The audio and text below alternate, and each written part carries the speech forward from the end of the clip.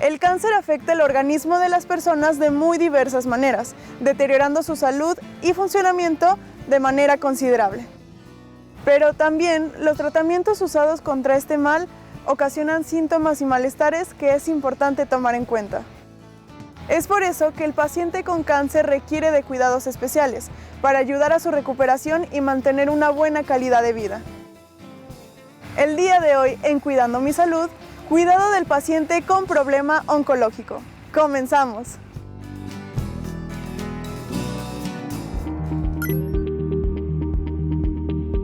Tratamientos.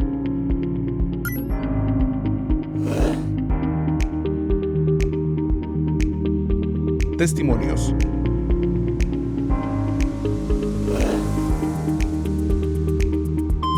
Preguntas.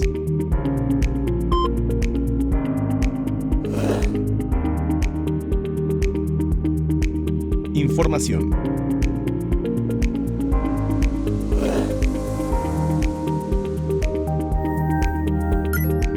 Recomendaciones. Cuidando mi salud.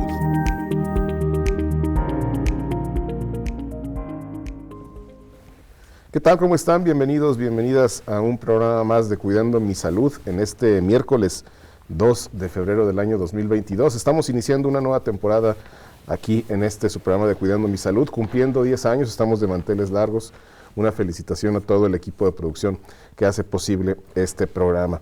Y bueno, me da mucho gusto saludar esta mañana a nuestros invitados que estaremos tratando este tema tan importante que es el cuidado del paciente con problema oncológico. Primeramente saludo a la doctora Antonia Montantes Cedillo, y es responsable estatal del programa de salud de la mujer del ICEA. ¿Qué tal, doctora? Un gusto tenerla nuevamente con nosotros. No, pues muchísimas gracias por la invitación y pues aquí estamos. Muchísimas gracias. Gracias.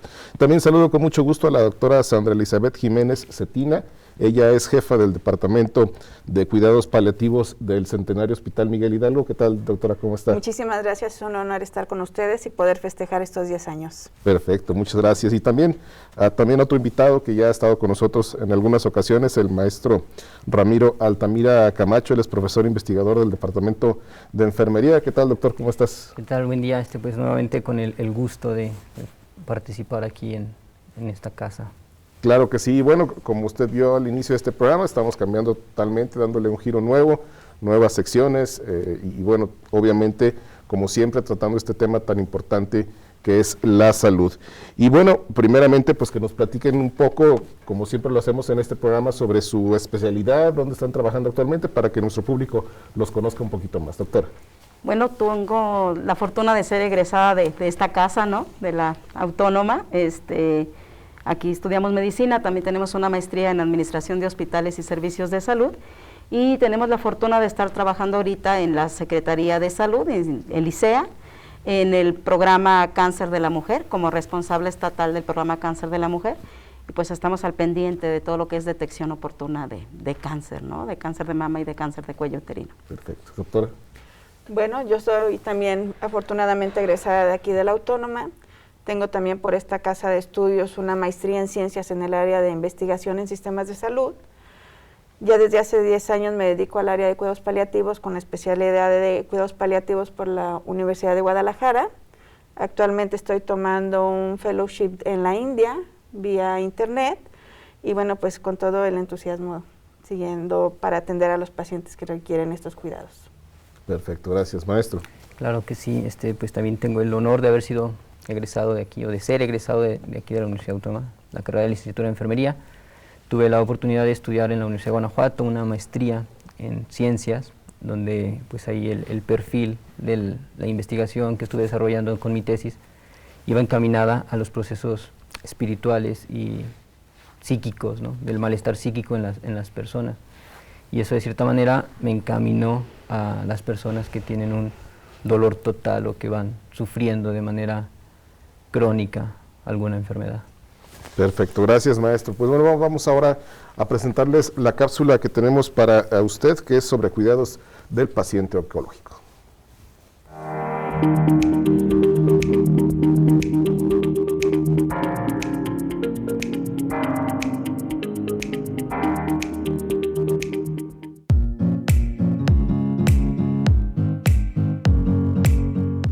Muchas de las personas con cáncer reciben gran parte de sus cuidados en el hogar, en lugar de recibirlos en un hospital. Esto significa que es posible que los familiares que viven con ellos o cerca de ellos deban asumir varias responsabilidades diarias médicas y no médicas. Ser cuidador de un familiar es un desafío, pero también puede ser algo gratificante. Hay muchas estrategias y recursos diferentes que se pueden usar para asegurar la mejor calidad de vida posible para el paciente y el cuidador. Vivir con cáncer puede ser difícil a nivel emocional y a nivel físico. Es importante que el cuidador ayude a la persona con cáncer a buscar formas de sobrellevar sus emociones con la ayuda de una buena comunicación, la inclusión del paciente en actividades significativas y la aceptación de las limitaciones derivadas de la enfermedad. Los cuidadores pueden brindar atención médica y física a su ser querido, reuniendo información sobre la enfermedad, acudiendo a las citas con el paciente, aprendiendo y proporcionando atención física y médica al paciente, observando y registrando síntomas, manejando los medicamentos adecuados, etc. También deben estar capacitados para la resolución de situaciones económicas y legales que tienen que ver con la enfermedad.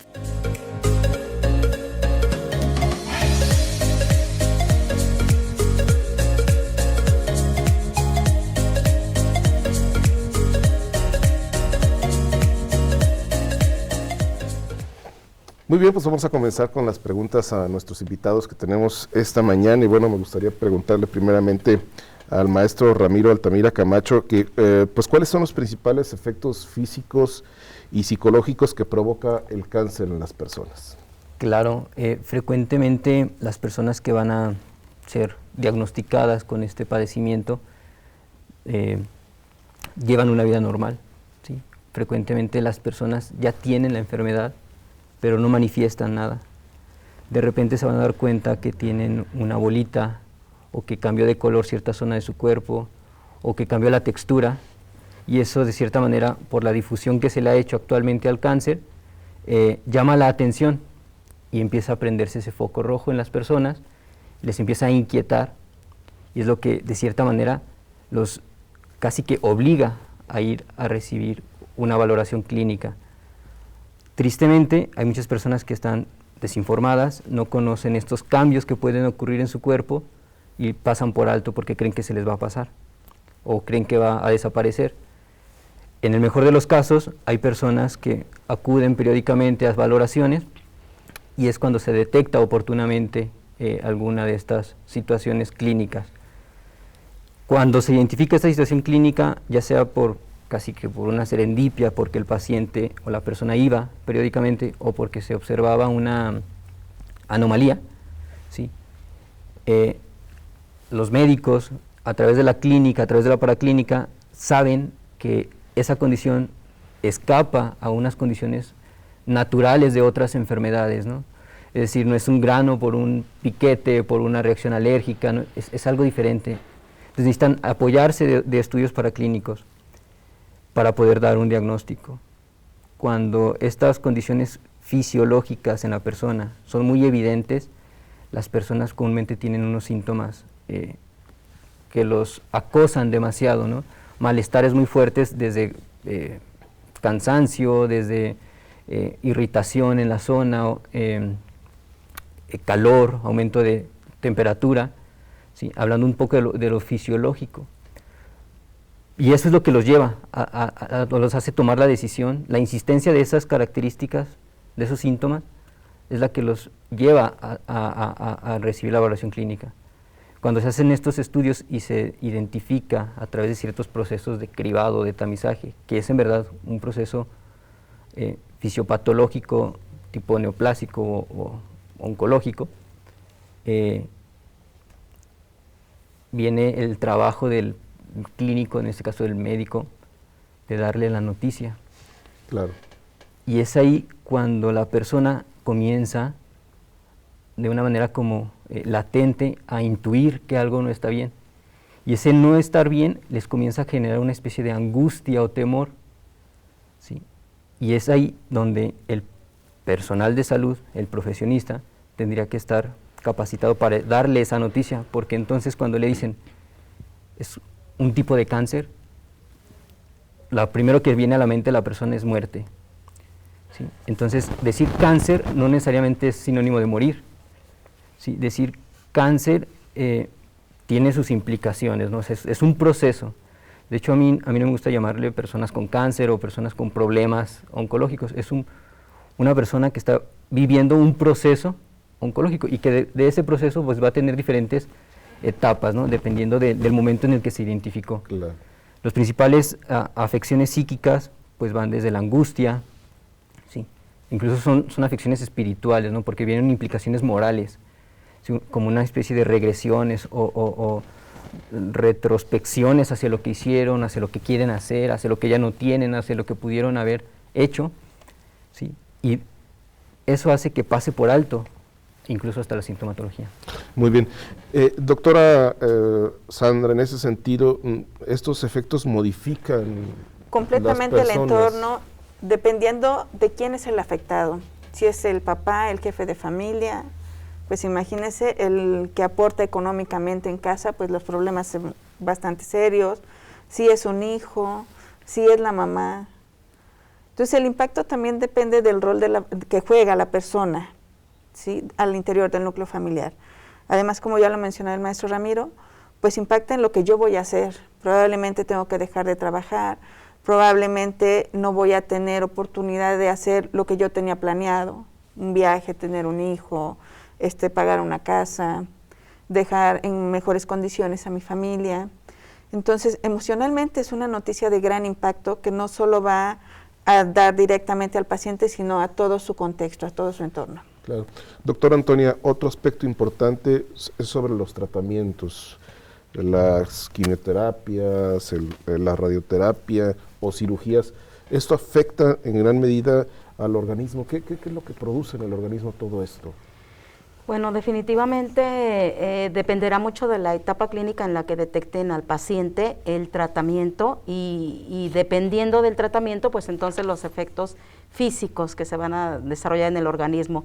Habrá, y del tipo de cáncer, ¿no? Habrá cáncer en los que el tratamiento sea una cirugía y probablemente la cirugía sea suficiente y no requiramos más, entonces tal vez ahí el pronóstico sea bueno y todos los efectos alrededor físicos y psicológicos del paciente pues también van a ser mejores, ¿no? Pero probablemente habrá pacientes que requieran una quimioterapia donde va a haber afecciones como tal vez pérdida del cabello, ¿no? De la ceja, de las pestañas, que puede impactar mucho en un paciente, tanto psicológicamente, tal vez la pérdida del cabello físicamente no te afecta tanto, pero psicológicamente te puede impactar o puede ser una cirugía como en el caso de cáncer de mama, una mastectomía, que también tiene una afección físicamente, pues a lo mejor no,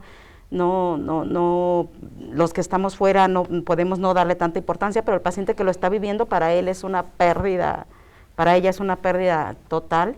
Y dependerá mucho de los medicamentos que se usen. Ya a nivel físico, pues viene efectos como náuseas, pérdida del apetito, vértigo, ¿no? Algunas otras efectos que nos podrá mencionar en un rato más la doctora, pero todos los efectos dependerán del tratamiento. Luego puede venir también la radioterapia, ¿no? La radioterapia aparentemente en el momento, pues los pacientes no van a sentir nada, ¿no? Pero los efectos podrán venir después con lesiones permanentes en los tejidos que se están radiando, ¿no? Como algunas cosas como problemas posteriormente para la regeneración de la piel, ¿no? Si hay alguna herida en la zona que se radió, quemaduras de manera importante, es lo que puede llegar a ver, dependerá del tipo de radiación que se le dé.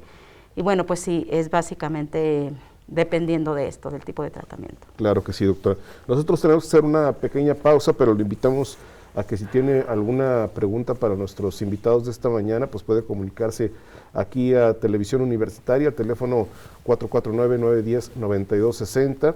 Ahí usted puede realizar sus preguntas a la persona que le conteste. Y bueno, también tenemos nuestra transmisión vía Facebook Live. Ahí en esta transmisión también usted puede dejar sus comentarios, sus preguntas para nuestros invitados. Vamos a la pausa y regresamos. En 2020, el cáncer fue la cuarta causa de muerte en México. con un total de 90.603 defunciones, siendo 44.776 hombres y 46.127 mujeres.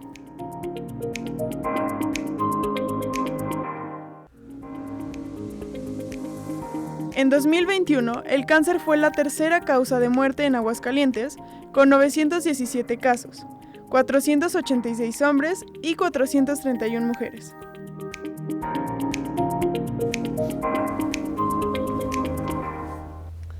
Gracias por continuar con nosotros en Cuidando mi Salud. Tenemos otra cápsula, más bien un sondeo que realizamos aquí con la gente de la Universidad Autónoma de Aguascalientes sobre los cuidados que debe de tener el paciente oncológico.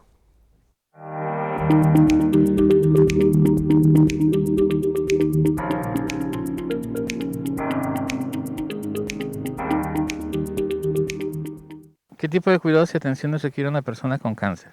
Bueno, creo que principalmente el tomar sus medicamentos, el tener un control en sus horarios. Tengo entendido que una persona con cáncer puede cuidarse sola, sin embargo, los tratamientos como las quimioterapias pueden bajarle sus defensas o ponerlo en un estado vulnerable en el cual puede llegar a necesitar alguna ayuda externa en algún momento.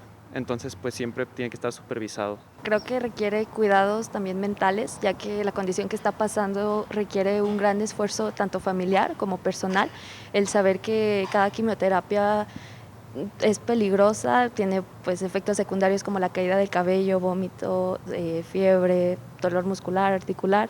Entonces, pues todo eso puede afectar emocionalmente a la persona. Creo que necesita ayuda psicológica al mismo tiempo que física. Pues dependiendo del tipo de cáncer, si es benigno, maligno, un tumor o ya en la etapa de avance en la que se encuentra la persona.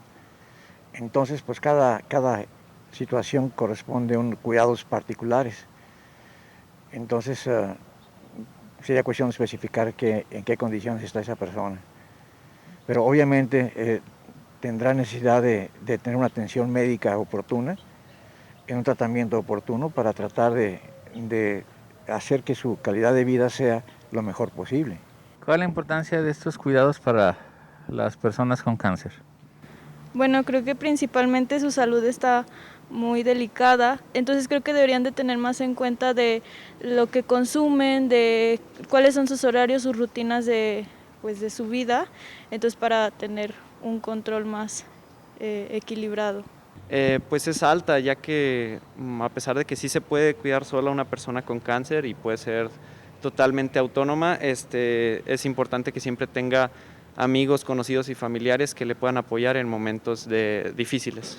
Pues importancia sería poder sobrellevar la situación tanto él como sus familiares en caso de que no se cumpla el objetivo del tratamiento médico.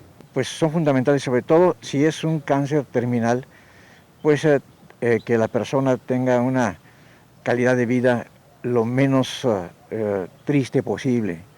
Entonces los analgésicos adecuados, los cuidados de enfermería adecuados, dependiendo pues de su etapa de la enfermedad. Pero sí, sería el objetivo fundamental, si es ya un cáncer terminal, pues tratar de que la persona viva lo mejor posible sus últimos días.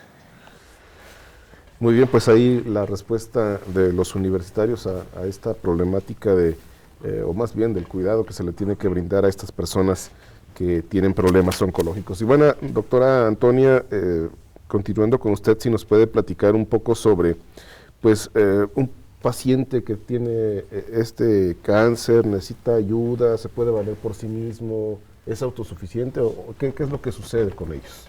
Sí, bueno, nuevamente dependerá también de la etapa clínica y del cuadro clínico y del tipo de cáncer que presente el paciente. Hay cánceres en los que, como se mencionaba en el spot ahorita, le permitirán al paciente ser completamente independiente, incluso seguir realizando sus actividades que cotidianamente realiza, pero si es un paciente que probablemente ya está en una etapa, no sé, 3 o 4, en la que están a lo mejor siendo tratados con quimioterapia, a lo mejor en la que su etapa ya, su cáncer ya se diseminó en todo el organismo, lo que llamamos nosotros metástasis, y dependiendo también de para dónde se fue este cáncer, ¿no? Si se fue a nivel neurológico, si se fue si está a nivel renal, el nivel en el que esté, son los síntomas y las discapacidades o incapacidades que pueda presentar el paciente para realizar sus diferentes tipos de actividades. Entonces sí puede estar puede ser completamente independiente o estar incluso postrado, ¿no? Y al estar postrado, pues requerirá sí los apoyos con cuidados de un cuidador, valga la redundancia. Exacto. Doctora Sandra, en este sentido, ¿cuáles son los cuidados que requieren estas personas que tienen cáncer? Lo principal es que debe de contar con alguien que lo apoye. Hemos visto muchas veces que al interior del núcleo familiar, cuando llega una enfermedad de este tipo, como que se desintegra el núcleo familiar y queda una sola persona a cargo de ese paciente. ¿Por qué le toca hacer? Porque es a lo mejor el hijo que no se casó, porque es el que no tiene hijos, porque dejó de trabajar y prefirió quedarse cuidando al paciente, o por infinidad de circunstancias le toca ser ese cuidador principal. Lo principal que nosotros buscamos es que nuestro paciente siga siendo independiente. Se le hace hincapié que difícilmente va a regresar a ser el individuo, la persona que se valía por sí solo como lo hacía hace un año o hace 2 años. Entonces, buscar que pueda realizar sus actividades básicas, ir al baño, comer solo, lavarse los dientes, bañarse en compañía de alguien, pero él solo. Eso lo va a permitir seguir sintiendo independiente y tomar algunas decisiones. Nuestro paciente puede ir evolucionando. Aquí sí voy a hacer un hincapié en algo donde tenemos 2 tipos de tratamiento. Uno es el curativo, donde el cáncer se encuentra exclusivamente en una parte de mi cuerpo, o el paliativo, donde mi paciente tiene ese cáncer, pero lamentablemente ya está en otra parte de su cuerpo. Y lamentablemente en esa parte ya no va a tener la curación esperada. Entonces, trabajar con un paciente curativo o paliativo tiene diferentes objetivos. Yo voy a buscar que un paciente que es curativo termine su tratamiento y se reinserte a sus actividades, con el menor número de incapacidades o limitaciones.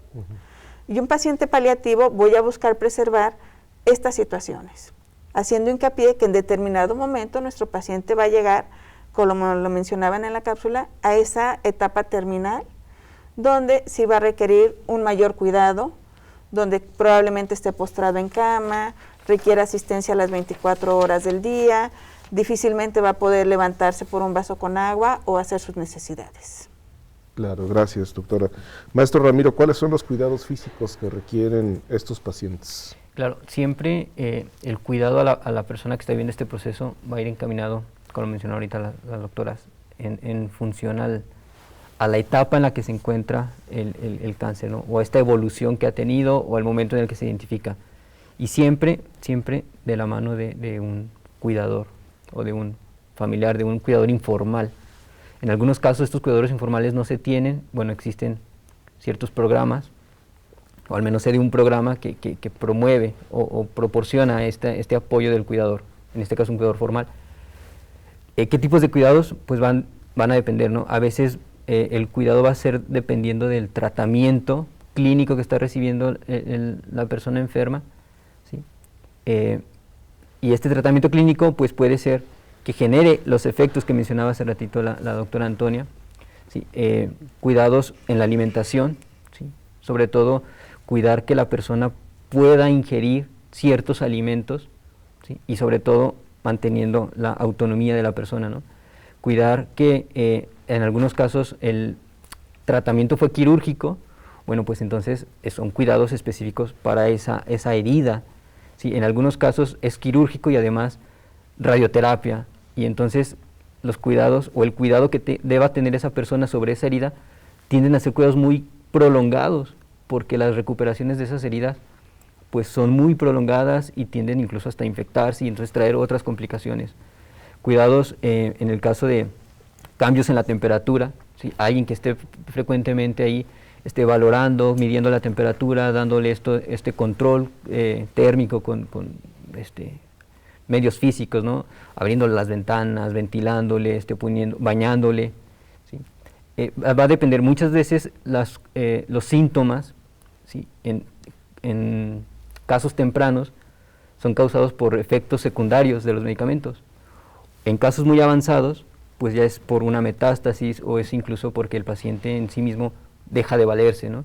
Entonces, sí, la complejidad del cuidado va a variar según la etapa en la que se encuentra el paciente. Claro, hablaba el maestro, doctora Antonia, sobre la alimentación. ¿Qué tipo de alimentación? ¿Es una alimentación especial que requieren estas personas? La gran mayoría de las veces lo que se recomienda es una alimentación natural, descartar todo lo que pueda llegar a tener más químicos, más conservadores.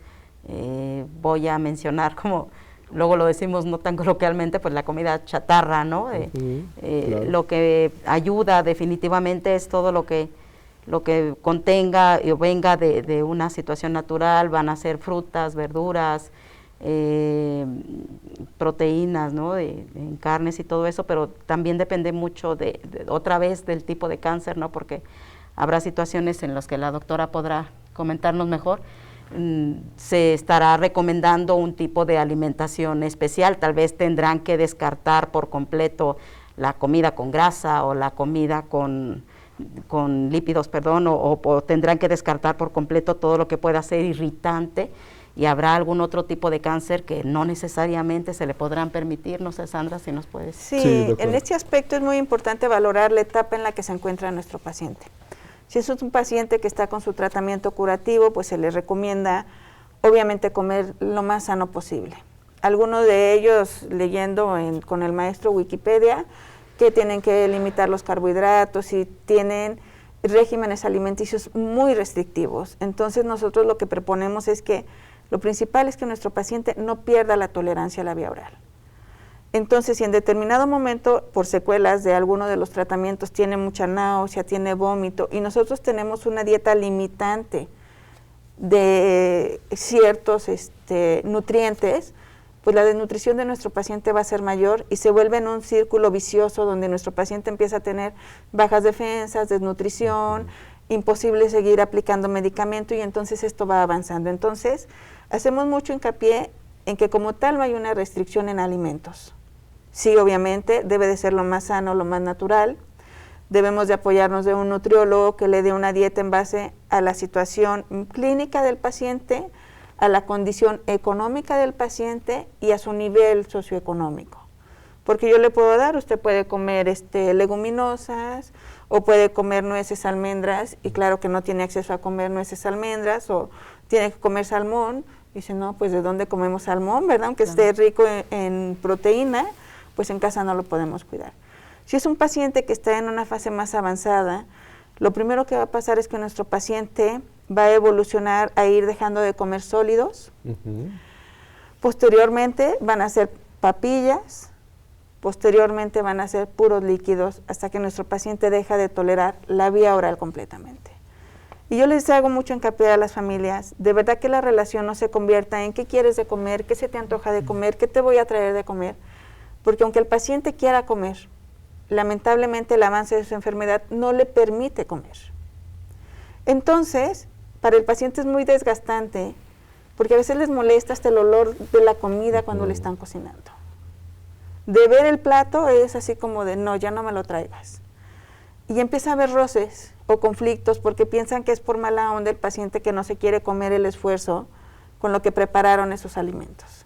O si no es temporada de alguna fruta y se la logran conseguir al paciente, pues obviamente que no la pruebe, pues es así como de, ¿y entonces ahora qué hacemos? Entonces, en esa parte como dejarnos de preocupar un poco exclusivamente en la comida. ¿Qué es lo que vamos a buscar? Pues que nuestro paciente esté bien hidratado de su mucosa oral, que esté bien aseado físicamente, que si se le antoja algo, él tenga la capacidad de expresar, se me antoja esto, que sean porciones pequeñas en platos pequeños, que si es una gelatina, pues a lo mejor la mitad de la gelatina, si es una manzana, probablemente un trozo de manzana, no la manzana completa, que se le insista, ¿quieres comer? Si te gustó, si la probaste, si quieres comer más, no, bueno, no la llevamos. Que sea en periodos de 2 a 3 horas, para que no tenga muchos ayunos prolongados y cuando quiera comer haya más náusea o haya más vómito. Perfecto. Muy bien, nosotros vamos a hacer una pequeña pausa, pero regresamos con más de Cuidando mi Salud. Cáncer. grupo de enfermedades que hace que las células del cuerpo cambien y crezcan sin control. La mayoría de los tipos de células cancerosas forman una protuberancia o masa llamada tumor.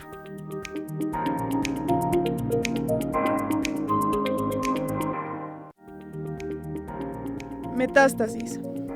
Diseminación de células cancerosas a otro órgano diferente al de origen.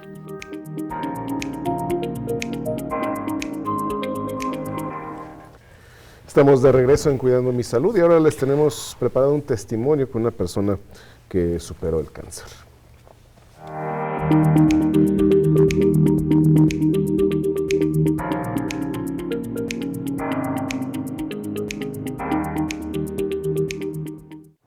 Hola, ¿qué tal? Soy Marina Tabizón Mondragón y soy parte de la Asociación Gama, que apoyamos a mujeres que están en su proceso de cáncer de mama.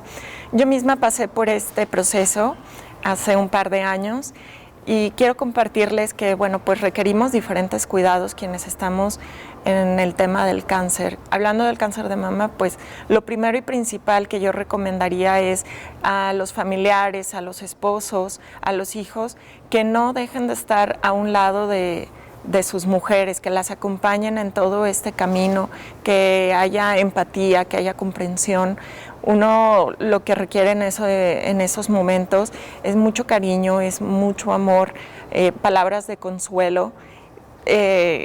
Definitivamente hay partes de este proceso que suelen ser físicamente dolorosas, pero creo que son sobre todo las emocionales las que más nos pueden llegar a impactar, porque a final de cuentas, cuando se lleva a cabo el proceso de la mastectomía, que es el retirar 1 o 2 de los senos, pues hay un impacto dentro de las emociones de las personas.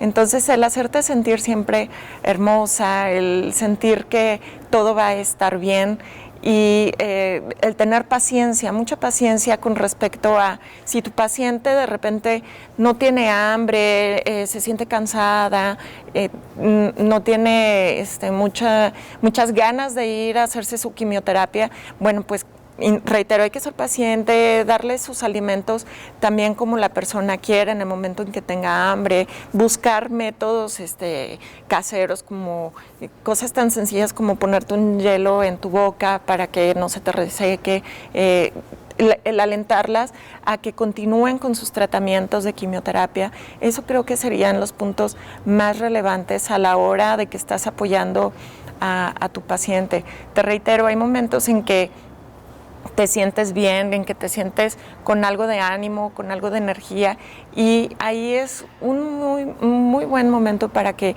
te lleves a tu paciente a dar la vuelta, a que respire el aire puro, a que vea lo bello de la vida. Vean programas y lean cosas que son agradables, que las hagan reír, háganlas sentirse muy bien en casa, y recuerda, no le demandes tantas actividades físicas porque realmente estos tratamientos suelen ir acompañados de cansancio físico. Es muy importante que vean sus temas de fisioterapia para ver cómo deben de tratar a su cuerpo una vez que están en este proceso o que lo han pasado. Estas serían algunas de las recomendaciones que yo les aliento a llevar a cabo con sus pacientes de cáncer de mama.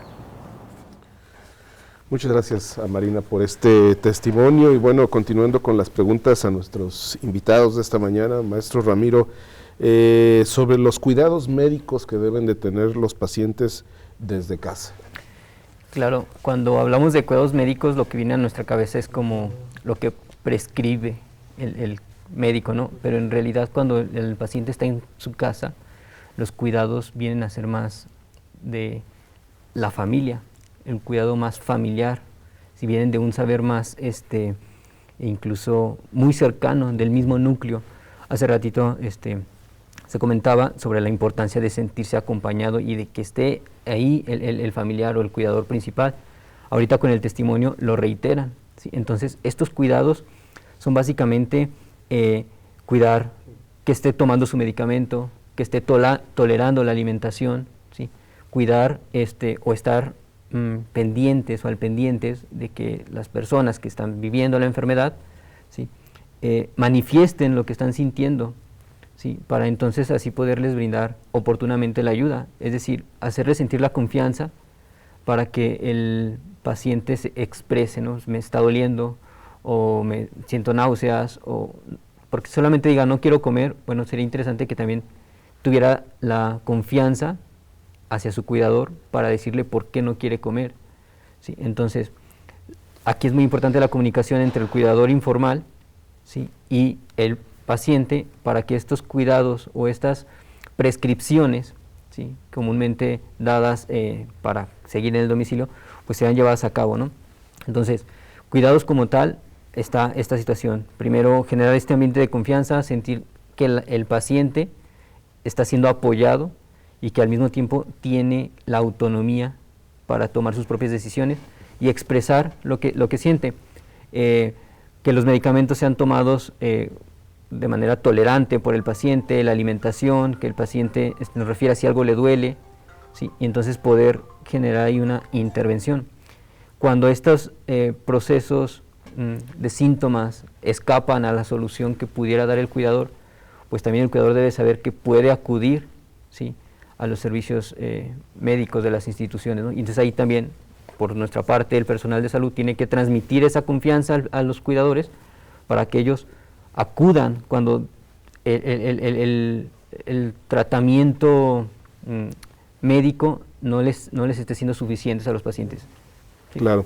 Doctora Sandra, ¿qué sucede cuando el cuidador no administra bien los medicamentos o los tratamientos que se le tienen que dar desde casa a los pacientes? Aquí puede haber dos situaciones por las cuales no hay una adherencia o un apego al tratamiento médico.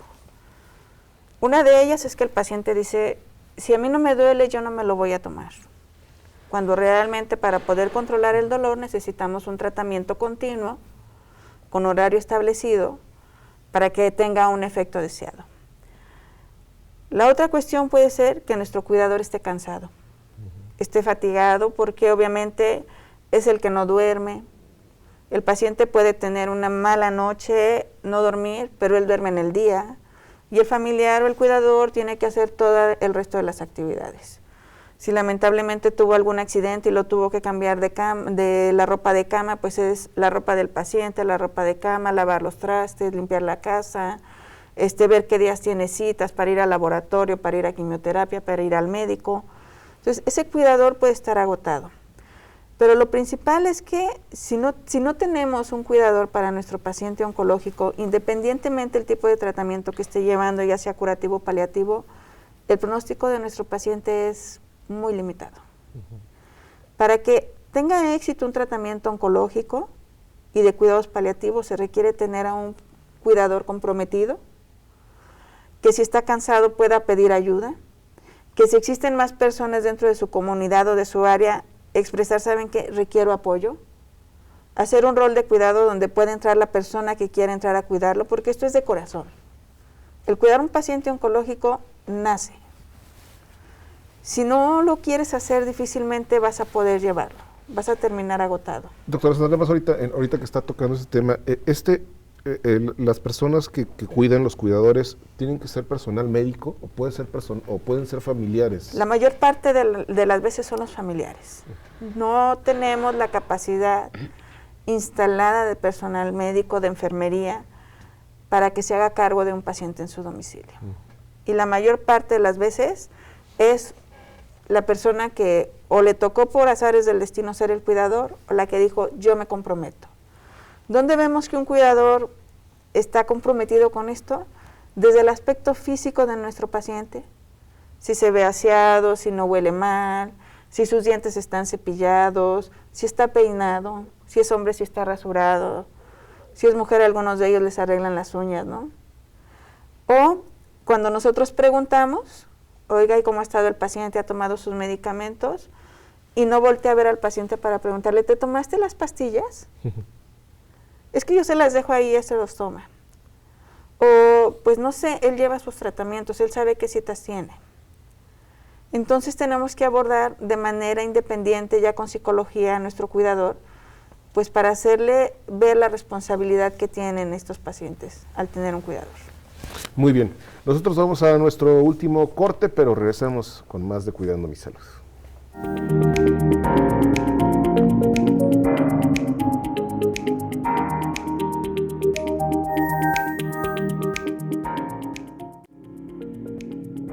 Alopecia. Pérdida del cabello que puede incluir vello en todo el cuerpo, cejas y pestañas, además del pelo en el cuero cabelludo.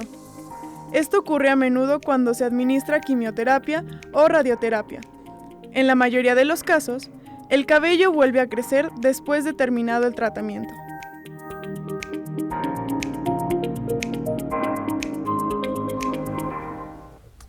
Ahora les vamos a presentar una cápsula, un videíto que habla sobre los grupos de apoyo y también de los servicios para las personas con cáncer.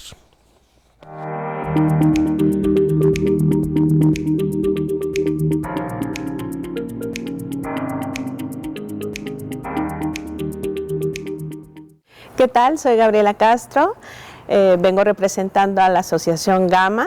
Esta asociación la formamos Marina y yo, las dos somos sobrevivientes de cáncer de mama. Entonces vimos la necesidad de crear una asociación que ayude a mujeres que están pasando por este proceso que nosotras ya vivimos. Así que en nuestra asociación hemos podido ayudar a bastantes ahijadas, las nombramos así ya que tenemos un movimiento de varios amigos, aliados que se unen con nosotros, son nuestros padrinos. Ellos donan, nosotros ayudamos donando prótesis mamarias externas, brasier y la manga para linfedema. Así como también tenemos varios aliados que nos apoyan para dar el apoyo psicológico, contamos también con tanatólogos, fisioterapias, que todo esto nos ayuda para poder acompañar a nuestras ahijadas en todo este proceso, tanto a ellas como a sus familiares. De eso se trata nuestra asociación. Estamos aquí para ustedes, para poder brindarles este apoyo que es tan necesario en estos momentos. El proyecto de rehabilitación integral a pacientes con cáncer está abierto a la población en general de Aguascalientes. El proyecto consiste en darle atención a pacientes que estén pasando por esta enfermedad y que también ya hayan sobrevivido a la enfermedad. El proyecto también consiste en varias áreas de atención integral a la población. Tenemos varios servicios en los que se encuentran la fisioterapia oncológica, la nutrición oncológica, enfermería, medicina en rehabilitación. También estamos por abrir un proyecto de lencería y prótesis oncológicas, así como también tenemos el servicio de psicología integral. El proyecto de rehabilitación en el área de fisioterapia oncológica consiste en rehabilitar a las personas y darles la mayor funcionalidad, ya sea durante los tratamientos de quimioterapia, radioterapia o postquirúrgicos, y también después de la etapa de supervivencia, así como en etapas de terminalidad y de cuidados paliativos a los pacientes con cáncer. El servicio de fisioterapia está hecho para que los pacientes durante la rehabilitación puedan mejorar los rangos de movimiento, disminuir su dolor, disminuir cualquier otra secuela que pueda ser de los tratamientos oncológicos como náuseas, vómito, debilidad, fatiga extrema y también algunas otras secuelas muy comunes como el linfedema. El linfedema es una hinchazón de los brazos o de las piernas, dependiendo de dónde retiren ganglios. Nosotros podemos dar tratamiento a este tipo de secuelas. También tenemos el servicio de psicología que da apoyo psicoemocional a las pacientes de manera grupal. Tenemos el área de nutrición que va enfocada a la pérdida de masa muscular y a recuperar también la nutrición de manera más adecuada para los pacientes con cáncer. Tenemos el área de medicina en rehabilitación, que son los que se encargan de valorar al paciente de manera general y determinar ciertos objetivos de la rehabilitación. Tenemos el área de enfermería, que se encarga de estar al pendiente de todos nuestros pacientes en todo momento, en caso de alguna necesidad. Y también tenemos el proyecto de diseño de modas, que se encarga la licenciatura en diseño de modas de aquí de la Universidad Autónoma de Aguascalientes. Invito a toda la población aguascalentense que si conocen a un familiar o algún amigo que presente cáncer y que tengan alguna necesidad de estos servicios que acabo de mencionar, que puedan acudir a la Clínica de Rehabilitación de la Universidad Autónoma de Aguascalientes. Se ubica en el edificio 213 y los teléfonos a los que pueden marcar es 449-910-9267. Los espero. Gracias. Muy bien, pues hay la información para estos grupos de apoyo, pero bueno, también, y sin embargo, desde el sector salud también se dan muchos apoyos a estas personas, doctora. Sí, bueno, tenemos la oportunidad de contar con un grupo de acompañamiento emocional en el que está siendo coordinado por un psicólogo, por una psicóloga certificada en el acompañamiento a las pacientes y los pacientes con cáncer.